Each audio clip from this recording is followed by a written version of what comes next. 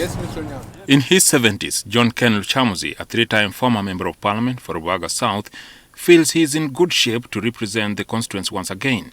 If you came to my home and I showed you the file where the letters are of application that I come back, they're enormous. I am coming back on reason. Lukyamuzi was successfully nominated by the Electoral Commission, giving him a third shot at the seat in the January 2026 elections. The seat eluded him in 2016 and 2021. Lukyamuzi first entered Parliament after the 1996 elections. I joined the Parliament in the 6th Parliament when I was for the first time voted to become a legislator. It was a good challenge for me because I found people I loved in public debates, namely the late Agrawoli, Dr. Kule Parker. He was returned in 2001 to serve a second term in the 7th Parliament. But this was cut short barely 6 months into the end of the term when he was forcefully removed from the House on the orders of the Inspector General of Government. He had been found guilty of failing to declare his assets as required by the Leadership Code Act. Despite the laws, the Rubaga South parliamentary seat went to his daughter Susan Nampija, who was elected in the 2006 elections to serve in the 8th Parliament. Lukyamuzi bounced back again in the 9th Parliament after the 2011 general elections. I have come to reinstate the good image of Rubaga South, which was once commanded at the highest level. He is hoping that the 2026 election will be full of fortune for him. Several veteran politicians are eyeing to make a comeback into active politics, among them Ephraim Kamuntu, who held several ministerial positions before he lost the National Resistance Movement Party flag for Shema South. Kamuntu's return is almost a given because Shema is an NRM stronghold.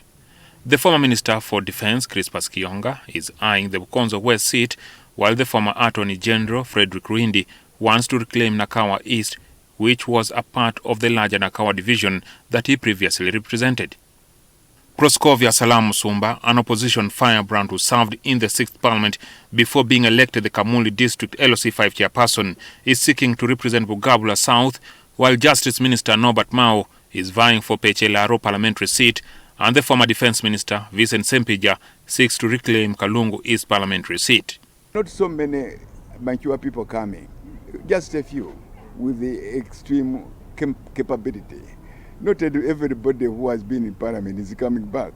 I think some of them might actually be bouncing back to deliver service that they feel their predecessors didn't deliver on. There is that saying that if you keep mum, you will be led by fools because you had the chance of, presenting yourself, but you let others do it.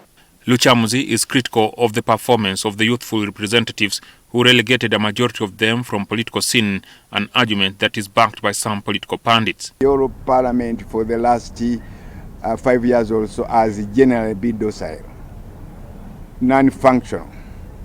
If you cannot take up the challenge I have mentioned, for example, the one of taking up the electoral reforms, the one of debating whether Ham should be left to do what he wants on a big water channel like that, it becomes questionable. Lukyamuzi fronts the need for a balance between the younger and older generations in every aspect of life. No one should be proud of a dominant age in Parliament, even if the elder are in many numbers. That is also dangerous because somehow they wait out.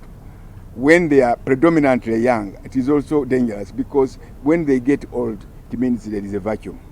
However, political pundits disagree that the bid by the veteran politicians is entirely about legislating for the people by putting their skills on the table.